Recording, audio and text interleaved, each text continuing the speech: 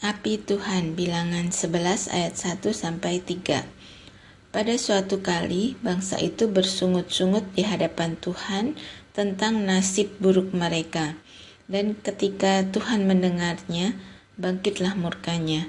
Kemudian menyalalah api Tuhan di antara mereka dan merajalela di tepi tempat perkemahan. Lalu berteriaklah bangsa itu kepada Musa, dan Musa berdoa kepada Tuhan, maka padamlah api itu.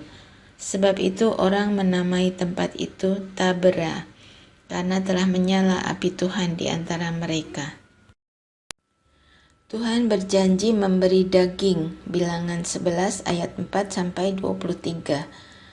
Orang-orang bajingan yang ada di antara mereka kemasukan nafsu rakus, dan orang Israel pun menangislah pula serta berkata, "Siapakah yang akan memberi kita makan daging? Kita teringat kepada ikan yang kita makan di Mesir dengan tidak bayar apa-apa, kepada mentimun dan semangka, bawang prei, bawang merah, dan bawang putih. Tetapi sekarang kita kurus kering, tidak ada sesuatu apapun kecuali mana ini saja yang kita lihat." Adapun mana itu seperti ketumbar dan kelihatannya seperti damar bedolah. Bangsa itu berlari kian kemari untuk memungutnya, lalu menggilingnya dengan batu kilangan, atau menumbuknya dalam lumpang. Mereka memasaknya dalam periuk dan membuatnya menjadi roti bundar. Rasanya seperti rasa panganan yang digoreng. Dan apabila embun turun di tempat perkemahan pada waktu malam, maka turunlah juga mana di situ. Ketika Musa mendengar bangsa itu, yaitu orang-orang dari setiap kaum, menangis di depan pintu kemahnya, bangkitlah murka Tuhan dengan sangat, dan hal itu dipandang jahat oleh Musa.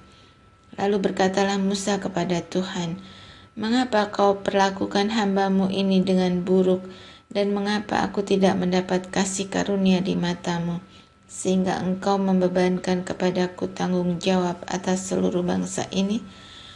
Akukah yang mengandung seluruh bangsa ini, atau akukah yang melahirkannya, sehingga engkau berkata kepadaku, pangkulah dia seperti pak pengasuh memangku anak yang menyusu, berjalan ke tanah yang kau janjikan dengan bersumpah kepada nenek moyangnya? Dari manakah aku mengambil daging untuk diberikan kepada seluruh bangsa ini? Sebab mereka menangis kepadaku dengan berkata, berilah kami daging untuk dimakan. Aku seorang diri tidak dapat memikul tanggung jawab atas seluruh bangsa ini, sebab terlalu berat bagiku. Jika engkau berlaku demikian kepadaku, sebaiknya engkau membunuh aku saja. Jika aku mendapat kasih karunia di matamu, supaya aku tidak harus melihat celakaku. Lalu berfirmanlah Tuhan kepada Musa, kumpulkanlah di hadapanku dari antara para tua-tua Israel 70 orang, yang kau ketahui menjadi tua-tua bangsa dan pengatur pasukannya. Kemudian bawalah mereka ke kemah pertemuan, supaya mereka berdiri di sana bersama-sama dengan engkau. Maka aku akan turun dan berbicara dengan engkau di sana, lalu sebagian dari roh yang hinggap padaku itu akan kuambil dan kutaruh atas mereka. Maka mereka bersama-sama dengan engkau akan memikul tanggung jawab atas bangsa itu. Jadi tidak usah lagi engkau seorang diri memikulnya.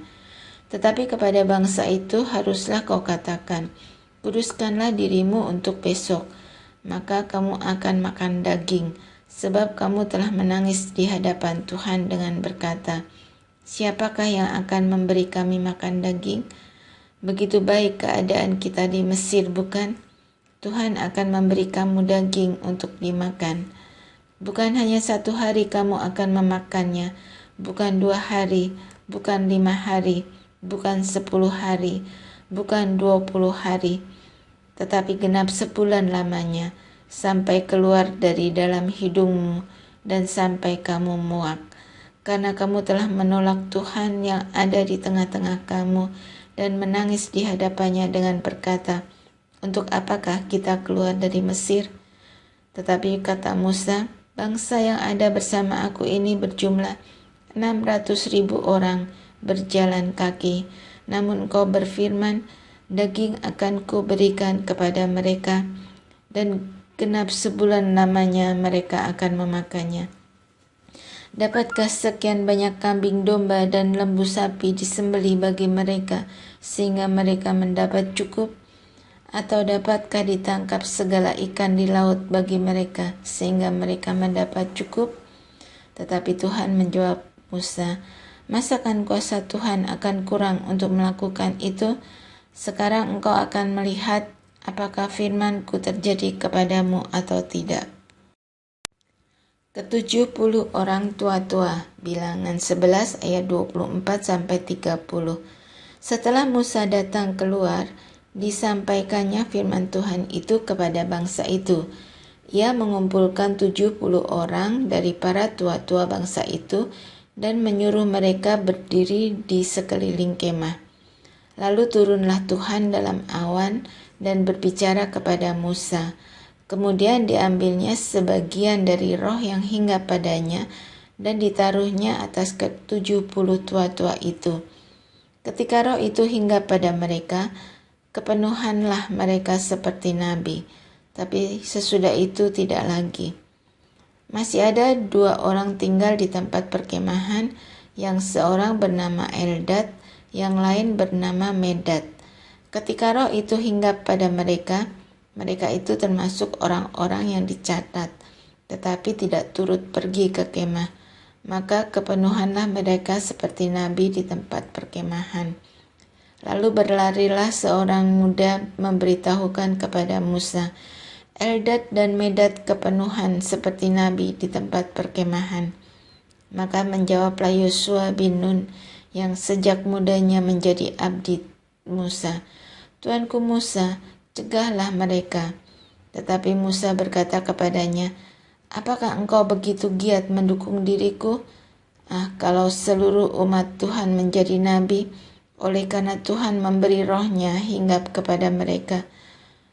Kemudian kembalilah Musa ke tempat perkemahan, dia dan para tua-tua Israel. Burung puyuh, Bilangan 11 ayat 31-35.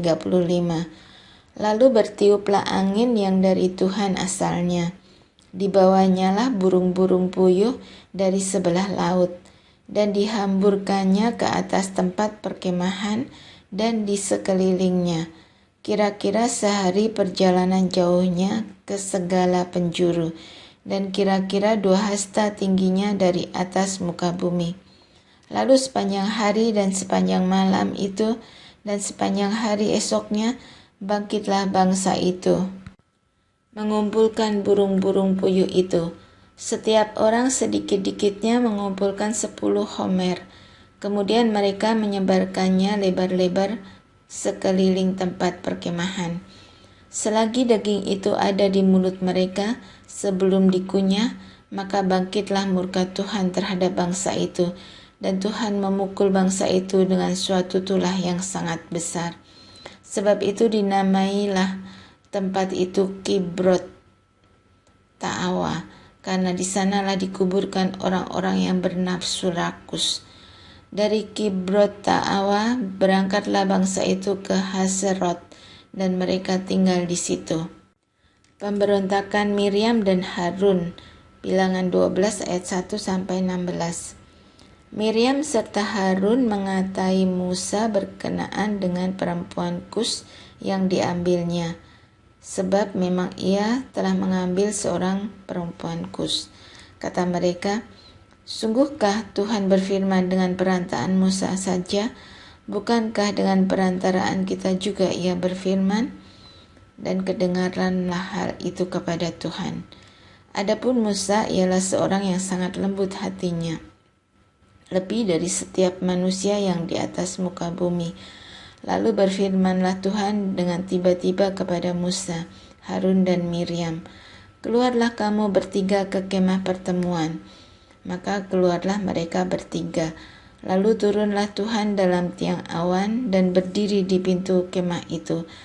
Lalu memanggil Harun dan Miriam, maka tampillah mereka keduanya.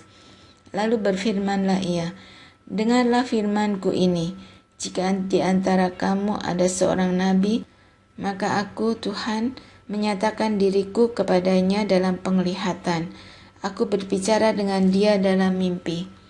Bukan demikian hambaku Musa, seorang yang setia dalam segenap rumahku. Berhadap-hadapan aku berbicara dengan dia, terus terang, bukan dengan teka-teki. Dan ia memandang rupa Tuhan. Mengapakah kamu tidak takut mengatai hambaku Musa? Sebab itu bangkitlah murka Tuhan terhadap mereka, lalu pergilah ia. Dan ketika awan telah naik dari atas kemah, maka tampaklah Miriam kena kusta, putih seperti salju. Ketika Harun berpaling kepada Miriam, maka dilihatnya bahwa dia kena kusta. Lalu kata Harun kepada Musa, Tuanku, janganlah kiranya timpakan kepada kami dosa ini, yang kami perbuat dalam kebodohan kami. Janganlah kiranya dibiarkan dia sebagai anak gugur, yang pada waktu keluar dari kandungan ibunya sudah setengah busuk dagingnya. Lalu berserulah Musa kepada Tuhan, Ya Allah, sembuhkanlah kiranya dia. Kemudian berfirmanlah Tuhan kepada Musa, sekiranya ayahnya meludahi mukanya, tidakkah ia mendapat malu selama 7 hari? Biarlah dia selama 7 hari dikucilkan keluar tempat perkemahan. Kemudian bolehlah ia diterima kembali.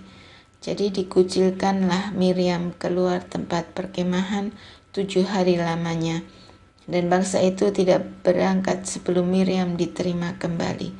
Kemudian berangkatlah mereka dari Haserot dan berkemah di padang gurun Paran. Kedua belas pengintai, bilangan 13 ayat 1 sampai 33. Tuhan berfirman kepada Musa, suruhlah beberapa orang mengintai tanah Kanaan yang akan kuberikan kepada orang Israel. Dari setiap suku nenek moyang mereka, haruslah kau suruh seorang, semuanya pemimpin-pemimpin di antara mereka. Lalu Musa menyuruh mereka dari padang gurun Paran sesuai dengan titah Tuhan. Semua orang itu adalah kepala-kepala di antara orang Israel. Dan inilah nama-nama mereka.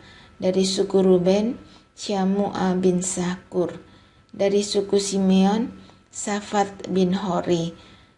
Dari suku Yehuda, Kaleb bin Yefune. Dari suku Isakar, Yigal bin Yusuf. Dari suku Efraim, Hosea bin Nun. Dari suku Benyamin, Palti bin Rafu. Dari suku Sebulon, Gadiel bin Sodi. Dari suku Yusuf, yakni dari suku Manasya, Gadi bin Susi. Dari suku Dan, Amiel bin Gemali. Dari suku Asyer, Setur bin Mikael. Dari suku Naftali, Nahbi bin Wofsi. Dari suku Gad, Guel bin Maki. Itulah nama orang-orang yang disuruh Musa untuk mengintai negeri itu. Dan Musa menamai Hosea bin Nun itu Yosua. Maka Musa menyuruh mereka untuk mengintai tanah Kanaan. Katanya kepada mereka, pergilah dari sini ke tanah Negeb dan naiklah ke pegunungan. Dan amatilah bagaimana keadaan negeri itu. Apakah bangsa yang mendiaminya kuat atau lemah? Apakah mereka sedikit atau banyak? Dan bagaimana negeri yang didiaminya? Apakah baik atau buruk? Bagaimana kota-kota yang didiaminya? Apakah mereka diam di tempat-tempat yang terbuka atau di tempat-tempat yang berkubu? Dan bagaimana tanah itu? Apakah gemuk atau kurus? Apakah ada di sana pohon-pohonan atau tidak? Tabahkanlah hatimu dan bawalah sedikit dari hasil negeri itu. Waktu itu ialah musim hulu hasil anggur. Mereka pergi ke sana lalu mengintai negeri itu, mulai dari padang gurun Sin sampai ke Rehob, ke jalan yang menuju ke Hamat. Mereka berjalan melalui tanah Negeb, lalu sampai ke Hebron. Di sana ada Ahiman, Sesai, dan Talmai, keturunan Enak. Hebron didirikan 7 tahun lebih dahulu dari Soan di Mesir. Ketika mereka sampai ke lembah Eskol, dipotong merekalah di sana suatu cabang dengan setandan buah anggurnya. Lalu berdualah mereka menggandarnya. Juga mereka membawa beberapa buah delima dan buah ara. Tempat itu dinamai orang lembah Eskol, karena tandan buah anggur yang dipotong orang Israel di sana. Sesudah lewat 40 hari, pulanglah mereka dari pengintaian negeri itu, dan langsung datang kepada Musa, Harun, dan segenap umat Israel di Kades, di padang gurun Paran. Mereka membawa pulang kabar kepada keduanya dan kepada segenap umat itu, dan memperlihatkan kepada sekaliannya hasil negeri itu. Mereka menceritakan kepadanya, "Kami sudah masuk ke negeri kemana kau suruh kami, dan memang negeri itu berlimpah-limpah susu dan madunya, dan inilah hasilnya. Hanya bangsa yang diam di negeri itu kuat-kuat, dan kota-kotanya berkubu dan sangat besar. Juga keturunan Enak telah kami lihat di sana. Orang Amalek diam di tanah Negeb, orang Het, orang Yebus, dan orang Amori diam di pegunungan. Orang Kanaan diam sepanjang laut dan sepanjang tepi sungai Yordan." Kemudian Kaleb mencoba menenteramkan hati bangsa itu di hadapan Musa. Katanya, "Tidak, kita akan maju dan menduduki negeri itu, sebab kita pasti akan mengalahkannya." Tetapi orang-orang yang pergi ke sana bersama-sama dengan dia berkata, "Kita tidak dapat maju menyerang bangsa itu, karena mereka lebih kuat daripada kita." Juga mereka menyampaikan kepada orang Israel kabar busuk tentang negeri yang diintai mereka dengan berkata, "Negeri yang telah kami lalui untuk diintai adalah suatu negeri yang memakan penduduknya, dan semua orang yang kami lihat di sana adalah orang-orang yang tinggi-tinggi perawakannya. Juga kami lihat di sana orang-orang raksasa, orang Enak yang berasal dari orang-orang raksasa, dan kami lihat diri kami seperti belalang, dan demikian juga mereka terhadap kami.